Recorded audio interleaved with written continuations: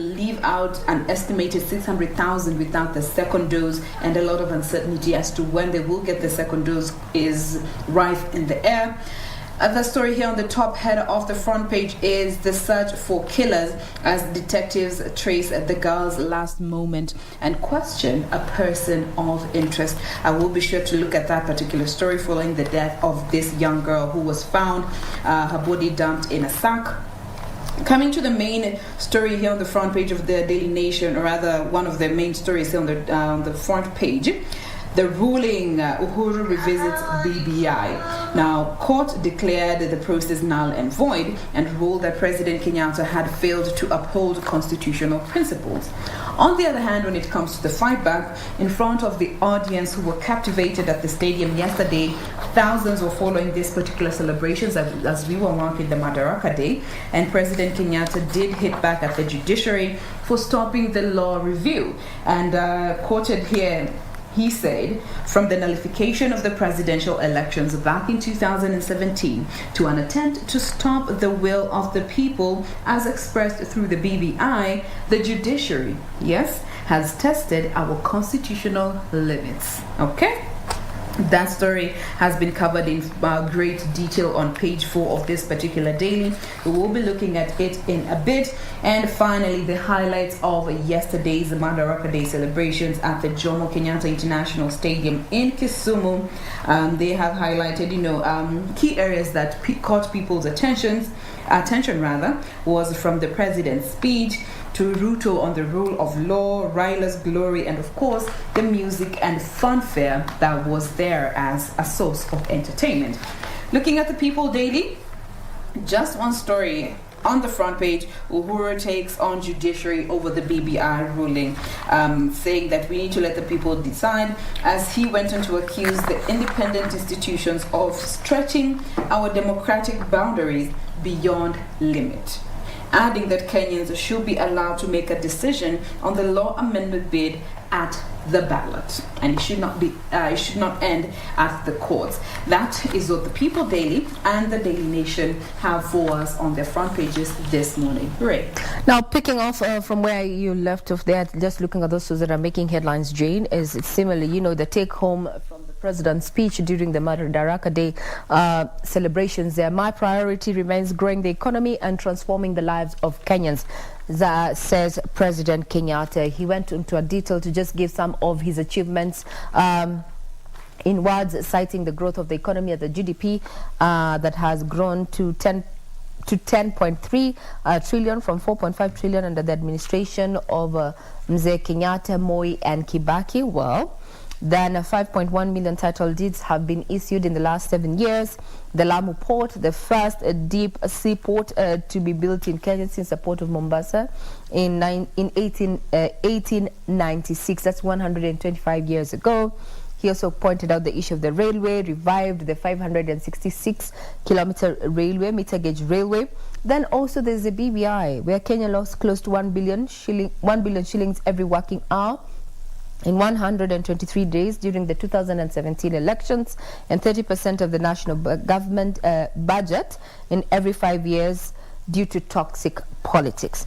Also, he mentioned the issues of hospitals as well as renal units that have been put in place. In 6 years, 54 renal units have been built across the 47 counties. That is just in a nutshell as to what President Uhuru Kenyatta pointed out as his agenda, rather his track record during his tenure. Albeit issues of the BBI hitting a snag there. According to President Uhuru Kenyatta and his address to the judiciary, he said, "You shot down the people's will." And this is in regard to the court. So today we'll be keenly focusing what is going to be happening in the corridors of justice there, with the petitions being lined up there. Now, some of the twists is that the presence of the new CJ Kome. The president says the nullification of the presidential election and BBI process was an attempt to stop the will of the people and calls for a conversation on the consequences of choice. And I say consequences. Whenever we talk about consequences, what comes into my head was that particular statement in regard to we shall revisit. But remember, we are live. We're not here to state our opinions, but we give you a platform to share your views in regard to what we broadcast for you there. So that is what is happening. The judiciary on the cross. The front page of the Standard has that as a big read, including to issues of COVID-19 and the flaunting of those safety measures down in Kisumu County, as Kenyans forgot for a moment that we're dealing with a crisis that is the COVID-19 pandemic there. There was no social distancing. A majority of Kenyans there did not have their masks on. Are we courting danger or chaos? Well, we'll soon know. 14 days, we will tell. This is just some of what has been given headlines, or rather priority, in this particular daily here, including matters of business and across our neighboring country there, Uganda, where a minister's kin and driver was shot dead in an attempted assassination in Uganda. We'll be giving you details as we focus on the stories making headlines across borders. But in a nutshell, that's what we have on the Standard. Now we get to those details that we had promised you, and let's start with this one that is on all the dailies this morning in regards to His Excellency's revisit of the BBI, as the captions and the headers read, as he takes on the judiciary of a BBI ruling. And coming to what the Daily Nation has for us in regards to this is that here they go on to say that President Kenyatta yesterday went on the offensive against the judiciary over BBI, accusing judges of constitutional rigidity that is denying Kenya the opportunity to address its cycle of election troubles. He warned that while he stands by the rule of law and will always obey the decisions of the courts, he is also compelled, yes, by his position to heed the sovereign and supreme voice of the Kenyan people. Now, just looking at His Excellency's speech, a bigger chunk of it was heavily focusing on the BBI. He spent a significant time talking about the BBI and said it was far from over, describing the court order stopping the process as an attempt to usurp the will of the people. Now, having since filed his personal appeal against the ruling, President Kenyatta invoked what he said was the true test of freedom, the consequences of choice. The day we shall all become woke and fully aware of consequences of choice, we will move very far ahead as a people. Now, coming back to this story, he's quoted saying, the balance of freedom and consequence of choice is probably most challenged by the growth of our independence as an institution.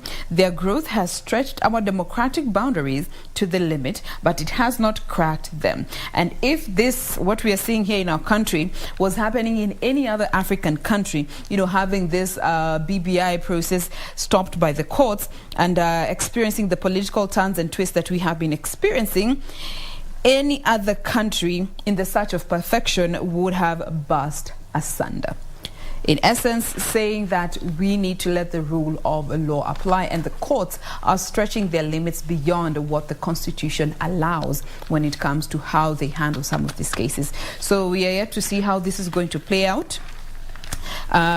Chief Justice Martha Koome just 10 days ago listened a few meters away to where she was seated at the dais in the stadium, listening keenly to what the president was saying, and we are yet to see how she is going to be handling this particular case, because it is said to be one of the biggest milestones that she will have to handle as the new CJ for the country. Ray.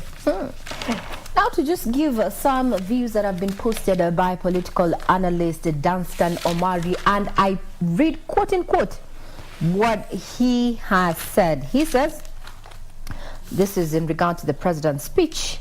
In my own view, the Constitution is a big brother to President Uhuru Kenyatta.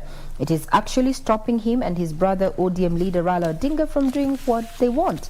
The judiciary, as per Uhuru's speech during the Madaraka Day celebrations, is a dangerous animal that is not in tandem with the reality of the president's wishes. In sum total, the president is likely not going to appoint the 41 pending judges. Remember, what is going to be happening today, being Wednesday, is that the Court of Appeal judges are sitting today, and they will be listening into appeals in regard to that particular verdict that was given by the High Court in regard to the BBI. Remember the question that we have been asking you for the last 3 weeks or so. Did reggae stop, or was it temporal, or was it permanent? Now, the Court of Appeal judges will be sitting today.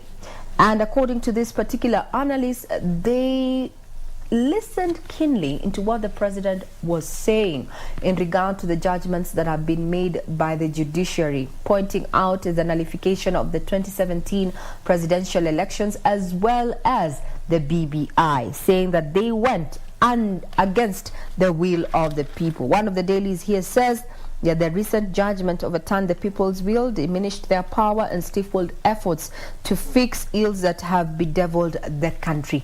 What is your take, given that the Court of Appeal will be sitting today to listen into petitions in regard to that particular verdict given by the High Court in regard to matters of BBI? Our communication lines are open, especially on Twitter. You can get us on our official Twitter handle at KBC Channel 1 News. We have a Jain Wambui and at Ray Manyara. What is your take in that regard?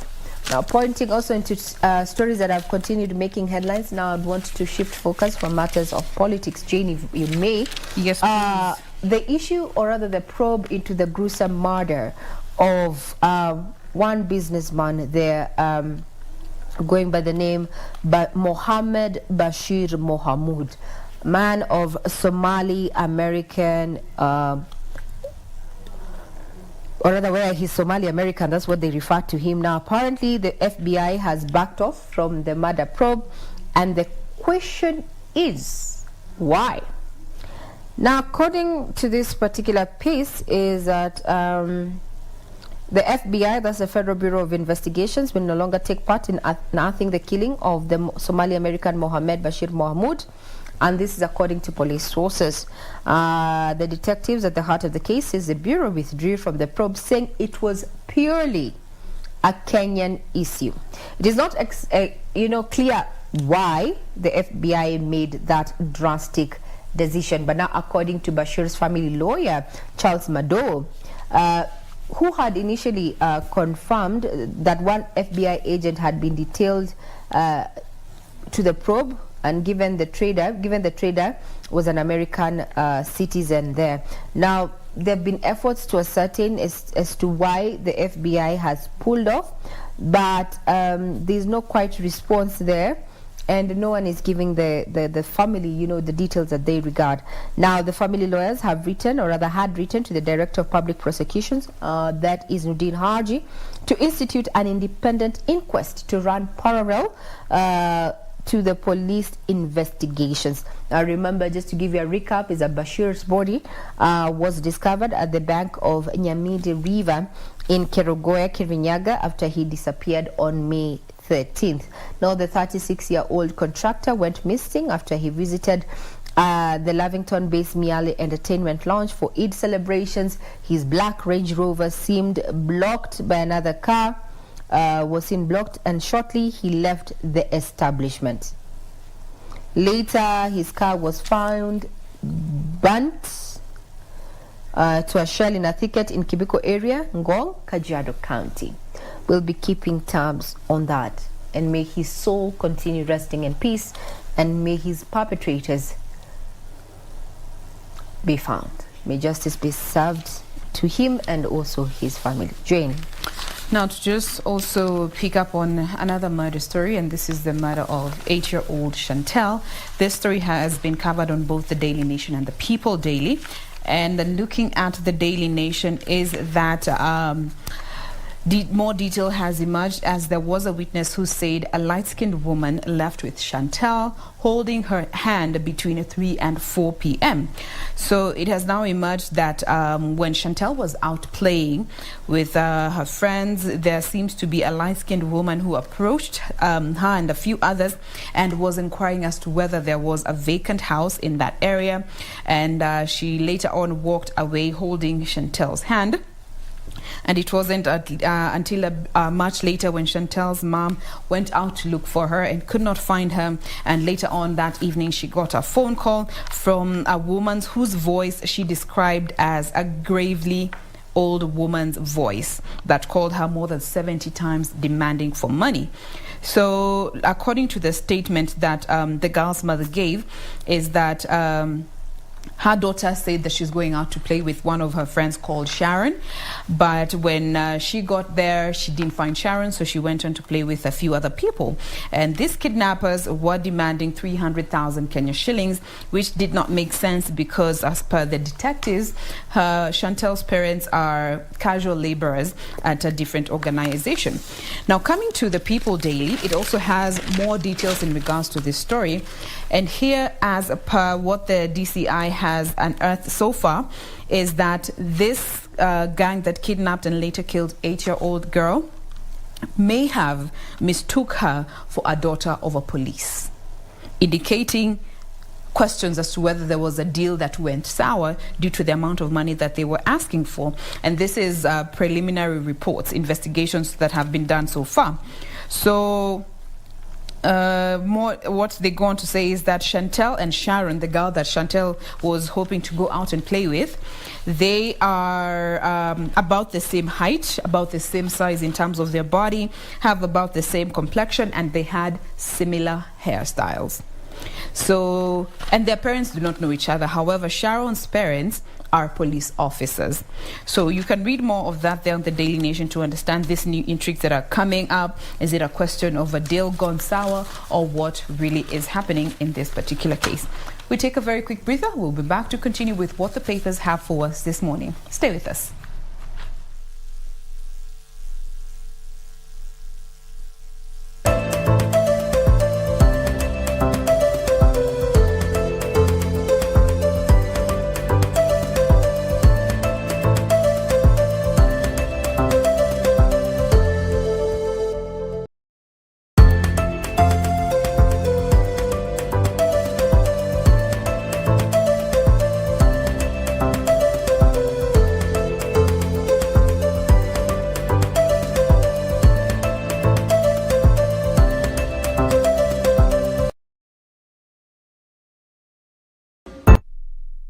Indeed, you're still watching Good Morning Kenya here on KBC Channel 1, and we're just looking at those stories that have been making headlines in the last 24 hours. Yes. Now, before we took that particular break there, Jain had highlighted the story of, Chantel there. And this is a particular murder probe that is being carried out by the DCI there. And there's a follow-up to that has been captured on the Standard, Jain, where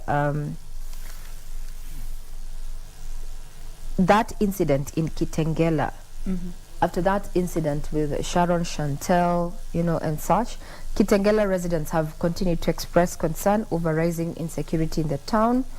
And those who spoke to the media said the situation has worsened over the last 3 months. They say the rising insecurity might affect, investor confidence in the fastest growing town. And this points to that conversation I was telling you, Jain, that if you look at the fiscal planning, or rather just the planning of Ongata Rongai, which falls under also Kajiado County, same as Kitengela, you'd see a huge difference. You'd see how Kitengela is growing, or rather coming up.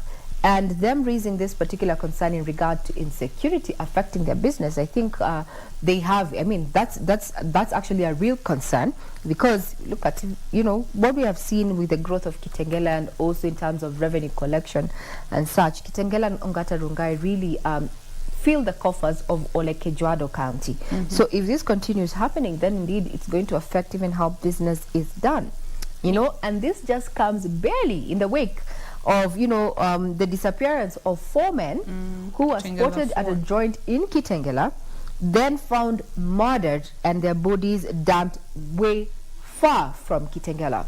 So matters of insecurity. Kajiado County, they are on the spot. You know, we grew up hearing about Ngong Forest being a dump site for bodies and executions. Remember the JM karaoke murder that we've never got answers to. And whenever I hear Ngong, that is what hits my head.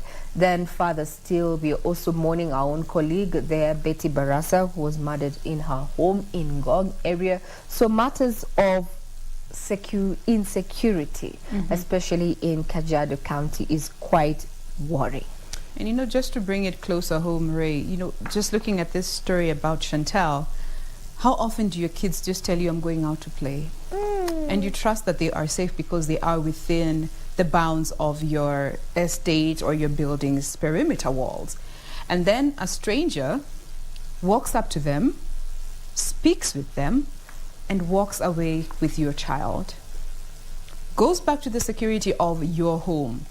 Are you confident that the security that is provided by whoever is you are letting their house, or the agency or the estate that is in charge of your building, do you trust them enough to uphold security to a point where you are sure that your child will not be taken by any random stranger, because there is a guard that is actually doing their work and is aware of each and every child and each and every person who lets a house there? Sadly, the truth is the form of parenting that we are in right now is very individual and personal, where if I cannot correct your child for bad behavior, then I also would not really care who picks her or him. That is a fact. And that's why now it goes, what are you teaching your child? You know, us growing up, our parents would tell us, not talking to strangers. You're not getting anything from any stranger other than me, or that is the mother or the father. No person, you know, those things that you empower your child with. Also, now we need to go back to the basics, because this world has become cruel. If we can start targeting children in grown-up misunderstandings, and we bring children into the fore, then basically we have gone to the dogs. So it's about us as guardians, us as parents. If you have a daughter, if you have a son, if you have a charge, or you're a ward, you have a word with you. I mean, empower them so that they know that security to take care of themselves. Then security begins with them. Any suspicious person around them, anything that they are offered, they shouldn't take, because you never know. You know, this is actually very chilling, because I'm putting myself in the shoes of the shoes of the parent who already, we are saying, probably they were targeting a different child. And now now in this case we're talking about Chantal. Imagine the parents living with the guilt, knowing that their child was who was the one who was being targeted, but unfortunately another child, a neighbor's child, was targeted, picked, kidnapped and murdered. The guilt that you live with. And not so much guilt because you wouldn't want your child to die, right? But then again, that issue, those relations between those two families have remained changed for a lifetime. And mind you, as per what the DCI are saying, is that these parents did not even know each other. Yes, they lived in the same estate setup, but they didn't know each other. It was only their children who knew each other. And the children happened to look almost the same, physically speaking. And as per what has been put on the papers, it could have been a case of mistaken identity because of a deal that may have gone sour due to the amount of money that they were requesting for. Again, wherever you choose to live as a person, if you have the means to control or to dictate the levels to which you wish your child to be secure, make the most of it. Make the most of it. You know, I have an 8-year-old, and whenever we talk about these cases that involve children who end up in murder cases, you see your child in that position.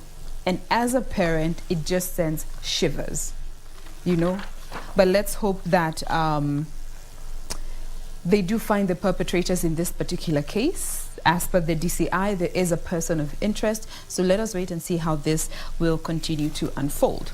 Now let's go to the back page of the Daily Nation.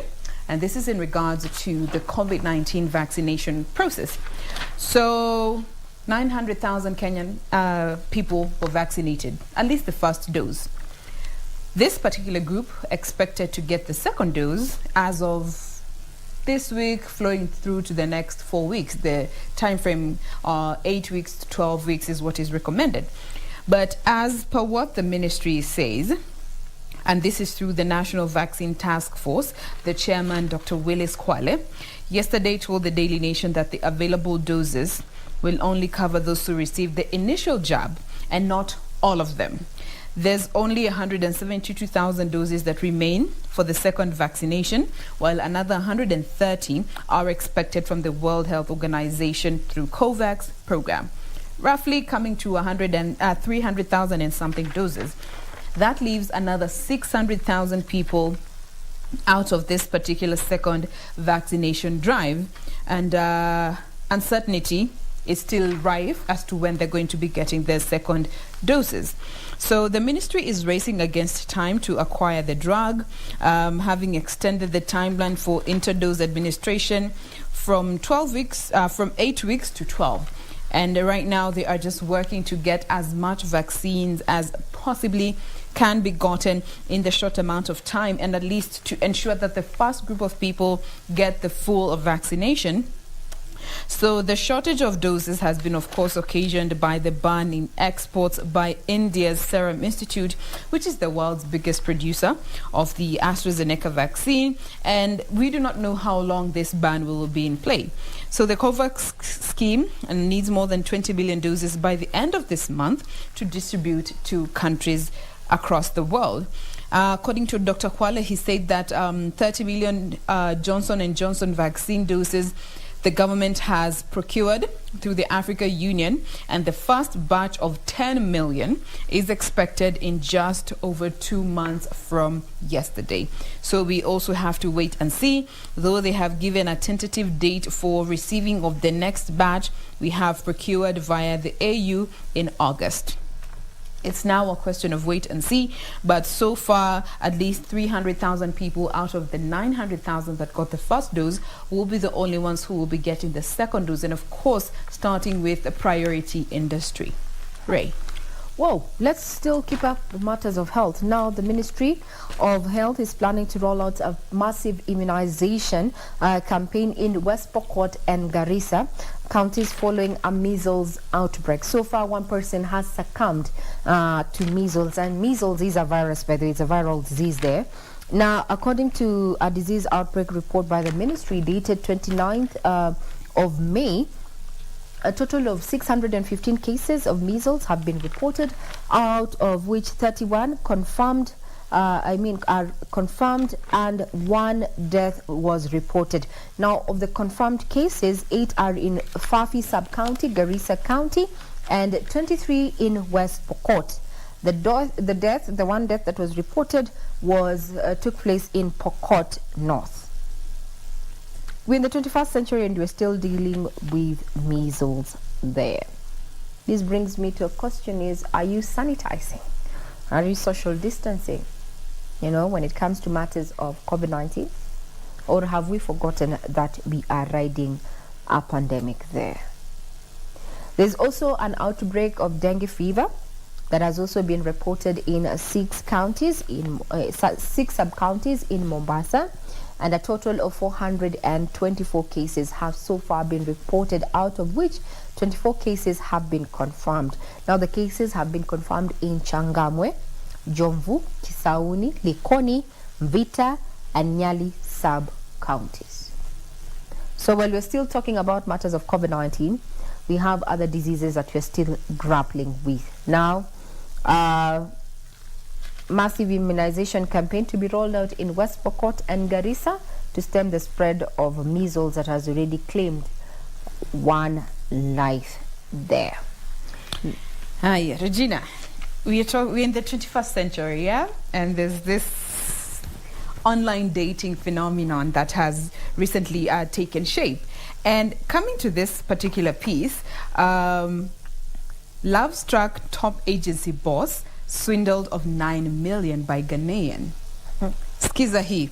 Ndo wanasemanga choices have consequences. So a senior manager with a mobile money lending agency, which we are not going to mention, was allegedly conned 9 million Kenya shillings by a Ghanaian lover she met on a dating site. So according to the DCI, they have already taken up this case, and they actually posted this case on Facebook. They said that they've already arrested the foreigner, who goes by the name Victor Anane. Hey, Vicky. Said that he met this lady online on a dating site and promised to help her and turn her fortunes around, and she fell in love with him. This woman, yearning for love, security, and a promotion at work, fell for the trick. So he introduced himself as a preacher who performs miracles and promised her that he would turn her life around if she fell in love with him. After he convinced her all this, which did not take long, he started asking for money from her. It is not known under what circumstances, but she had already given him 9 million by the time he was inviting her over to his home in Athi River. And when she got there, she was shocked to find paraphernalia associated with witchcraft and magical rituals in the house of the man that alleged to be a man of God. That's when she sort of came back to her senses. Akaanza kumuuliza, what are these? She took pictures of the house and called the police later. DCI walifika huko. They haven't given details as to how they got there, but they found 76,000 Kenya shillings in fake currency and other print materials used to print fake money, and all this witchcraft paraphernalia. Choices have consequences. 9 million. Ray. Soon pay your 9 million in eka kadhaa. I don't know. Under unclear circumstances. I don't know. Watutoa nguvu wapi? Let me speak Swahili. But I've come to realize so many people fall prey when it comes to matters faith and matters health. We're living in of love. And matters of love. Of course, this particular person approached her as a preacher. As a preacher. Our director is saying, Madimu, you wanapenda foreigners. Hey, I'm sorry. I'm the type that if you speak in a certain accent, my friend, I'll take off. Yes. So this guy approached her as a preacher and telling her he performs miracles. Jesus. And this woman was in a space where she was yearning for a promotion, some sense of security and love. Na preacher akasema nini? Mimi ni preacher. Yeah? I perform miracles. If you fall in love with me, I will turn your life around. Dang. Let's put it this way. The only person who performed a miracle, as per the Holy Book, is Jesus. And his first miracle was turning water into wine. Into wine. Whatever you do with that information, that's totally entirely up to you. But we're in the 21st century. This is coffee, just to be clear. Stop defending yourself, but it's okay. So I think we also, at some point in life, we get desperate. We want to make it in life, We want that dream house we have been wanting. We want that dream man that we have been praying on our knees for. Then someone comes with all this. I think they just read someone's psychology. You can tell even when you're talking to someone who is really desperate for something, they will always keep on mentioning their aspirations, their dreams, their fears and such. So it's very easy to read someone and what they want in life. But now these people have made it a speciality to just prey on those people who are not strong enough, especially mentally. Those people who lack confidence, confidence that comes from within. And that's why these people are swayed this easily. Because I'm thinking, for for you to get to a point where you actually give 9 million a from random a company, person. from the money lending institution, because she took that money from the accounts. 9 mil. Kenya shillings converted to. Ooh. Whoa. When I say, you see, they say love is blind, eh? But I think it's a high time women we wear glasses. And if you do not want to wear glasses, in as far as love and interpersonal relationships are concerned, you can always go for laser surgery. You can always do lenses. Just make sure you see through the veneer. 20 by 20. Because unfortunately, there's some people out here who have silver tongue. They will tell you everything you have wanted to hear. They'll do everything to just ensure you fall into their trap. This guy from GOT, what was his name? The Lannisters, who are used to... The one who used to move around but just speaking when he said knowledge is power. I've forgotten his name. Baelish. Yes, Lord Baelish. Lord Baelish. He knew everything about everybody. His tongue was everything. So you need to be very... And people also need to stop wanting quick solutions. I think that's why we're falling into this instant gratification. Yes, we want quick solutions. Everything has to be built meticulously for it to stand. A step at a time. A step at a time, a day at a time. Even if, you know, and we need to stop comparing ourselves with the next person seated or walking next to you. Simply because they found love at the age of 18. It doesn't mean you who is 40 and you've not found someone who is really for you, that you'll not get there. You just need to wait for your person. Yeah? Wait for your person. And this statement that sisi ndio tuko. No, I refuse. Bro. I refuse the statement. If someone was meant for you, they'll always find you. What is meant for you? Or you'll find them. Yeah? I believe in a superpower there. But now, 9 million, I can't... Yeah? 9 million. Especially a foreigner. So I'm wondering, when they were speaking on phone, she couldn't tell that this guy was, you know... We all know what the statistics say, I'm trying not to be racist or biased or something, but we all know a majority of the cons that we have operating within our borders, and I'm saying within our borders because we have the statistics from the DCI, have a certain accent from West Africa. So as you are on these dating websites, and you know these dating websites, they give you a disclaimer: do not give your personal information there, your phone numbers, your bank accounts, even your real names. So when they give those warnings, they know what they're talking about, because so many people get conned on these dating sites. And here we have a clear case of a top-ranking senior manager in a money lending firm conned 9 million Kenya shillings, and she gave this money even before they met. Now, we're getting a feedback from our very own who is watching this particular show, and they're saying, I wish you'd say conman introducing himself as a preacher, but I like the focus on the vulnerability of that woman. Indeed, this was a conman who was hiding under the guise of a preacher. We have people who are out there who are genuinely helping people in society because for them it is a calling, you know, and they also have a mission to preach the gospel. But unfortunately, there are also people who are hiding under this because, I mean, you do not expect a man of God or someone of the cloth to actually be taking advantage of you, because we know God is love, and if God is love, God means, you know, God is patient, God is kind, God is not selfish and all that. So we find it's very easy for people to infiltrate this and, you know, trap unsuspecting believers into believing that indeed they are miracle workers. And given he had all this witchcraft paraphernalia, there's a picture here. There are claws zenye zimevalishwa hizi gloves za kwenda gym. There are red candles all over the place. There are whiskers. There's a plate that has cereals. It has beans, maize, ndengu, green grams for that matter.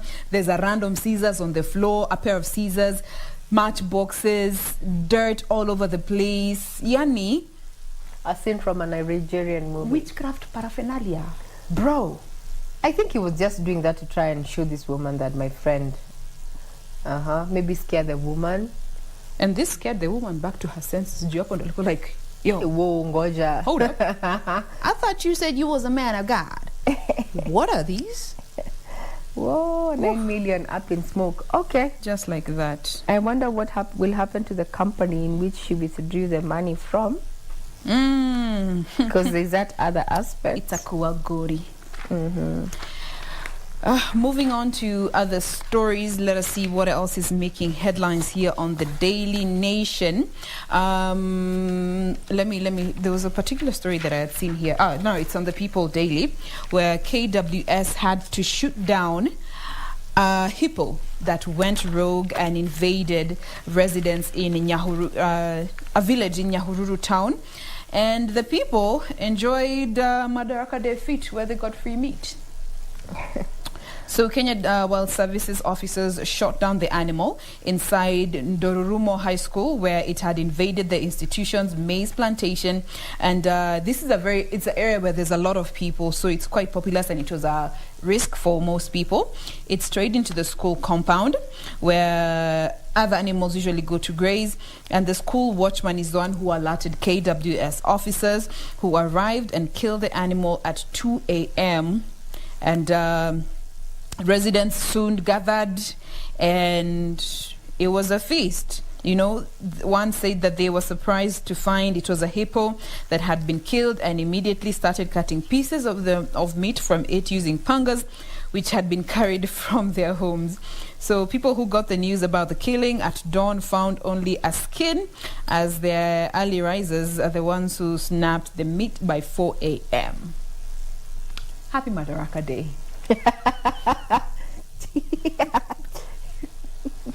I don't know. I've never. Hey, what to tell nguvu wapi? You know, hippo meat. You know. Anyway, let's say it's survived. No one died, right? No one died. Okay. It happened a day ago, so we are yet to get reports as to whether those who consumed this meat have been affected in any way whatsoever. Good for them. Good for them. Mm-hmm. That's the only thing I can say. That takes spirit, that takes gusto, that takes faith. I feel it is salty. How do you prepare hippo meat? It must be really salty. Is it white meat or red meat? I should think red. Do they do it with the skin or without the skin? The ones who came early at around 4 a.m., they only found skin. So it was skinned by those who arrived early to the party at around 2 a.m. when it was shot down. Wakapata ngozi. What do you have for us before we get to close this segment? Maybe to just focus on what is happening in the sporting arena. Now, athletics, over 400 athletes have been invited for trials this month. Remember, we are working towards the Olympics. So eyes on the ball. Now, the athletes who attain the qualification mark for the Tokyo may, however, not realize their Olympic dream if their names were not submitted by Athletics Kenya to the local organizing committee in Japan. Newsflash. So if you're an athlete and you have been eyeing the Tokyo Olympic Games, you need to follow up on the details so that you do not miss that particular feat there. Now, over the weekend, a certain Naomi Osaka, tennis player there, Naomi Osaka, well, she's made headlines over the last few months or so, beating veteran tennis players there. Now, apparently, she is finding herself in a fix, and even she had to quit the French Open. Why? She declined to give an interview after playing her first sets, saying that she was concerned about her mental health. And this goes to say that also these athletes, or rather sportsmen and women, need their, a good mind frame to actually perform as they do. May it be soccer, may it running, track and field, and even tennis. So the 23-year-old said that she was not dealing with the media, and that dealing with the media was not part of her job, and then her withdrawal from the French Open triggered a wave of support around the world. Now, quoted here is the Japan Tennis Association, JTA, Executive Director Toshihisa Yes. Please remember I come from Mount Kenya region. Ulimi ni mzito. Ulimi wangu ni mzito, sisi ni watu wa Harvard. Anyway, so this is according to Japan Tennis Association Executive Director there, Toshisa, says that the first thing to be considered is Miss Osaka's health. I wish her the earliest possible recovery. So now Japan has joined leading figures in the tennis in rallying around Naomi Osaka on Tuesday after the world number 2 withdrew from the French Open in a row about post-match media duties, saying she had been suffering from depression and anxiety. So she actually quit the French Open. Kudos, and I'm with her. If something that is not necessary for you as a person and makes you feel inadequate, makes you feel depressed and anxious, you need to cut it off. We're in the 21st century. It's all about self-love and self-care. So you can get further details on what is happening in as far as sports is concerned. You can get that on our website, that is www.kbc.co.ke. But before we come to a close, and also remind you that now the Court of Appeal judges will be hearing the appeal case in regard to that verdict around BBI. Jane, you can close it up for us. Absolutely. We just don't want to close before we look at this story very briefly about the shooting that happened in Uganda yesterday morning, where Uganda's transport minister, who used to be an armed forces lead, he was attacked Tuesday morning when he was heading into Kampala. It was an attempt on his life. He is General Edward Katumba Wamala. He was in the company of his daughter and driver, who unfortunately were fatally shot and died at the scene. He also suffered some gunshot wounds and was rushed to the hospital, where he's still receiving treatment, as per what the investigators have said. The scene has been secured and investigations are underway. According to witnesses, they say that 4 men who were masked and riding motorcycles shot around 12 rounds of fired at least 12 rounds on the car, on the driver's side and the rear side, which fatally killed his daughter, the general's daughter, and his driver. And this is one of the latest shootings that have happened in Uganda, attempted killings of high-profile individuals, and more so by motorcycle riding assassins. The other one happened in 2018, where Ibrahim Abiriga, who was a lead politician in the National Resistance Movement, was gunned down alongside his bodyguard under similar circumstance. Assassins on motorcycles. March 2017, another 4 masked assailants who were riding motorcycles shot and killed Andrew Kiwesi, who was investigating one of their high-profile cases there. March 2015, Joan Kagezi, who was a prosecutor in charge of investigating the jihadist attack in Kampala, was shot dead by armed assailants on motorcycles when she was heading to her home. So this is something that President Museveni has vowed to defeat: armed assailants, and especially so those riding on motorcycles. More of that on the papers this morning. And with that, we put a cap on matters in the headlines, but we have so much more lined up for you. Do stay with us. We'll be right back.